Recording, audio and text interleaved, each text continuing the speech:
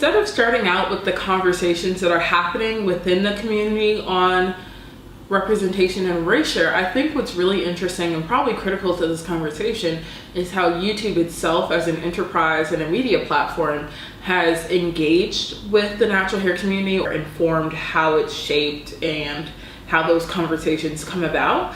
And so YouTube, interestingly enough, has this evolution from being a video repository type site where like you just post your favorite videos about anything really, and now YouTube advertises itself as a broadcast yourself platform.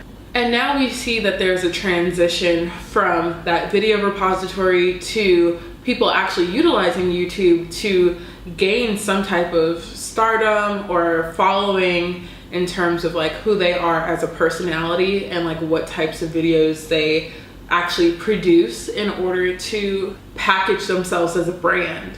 And what's interesting about this shift with YouTube is the fact that we have two vastly different understandings of pop culture. And so we have like mass media production, which we could see as watching the Kardashians on E! Channel or following Kehlani on Instagram.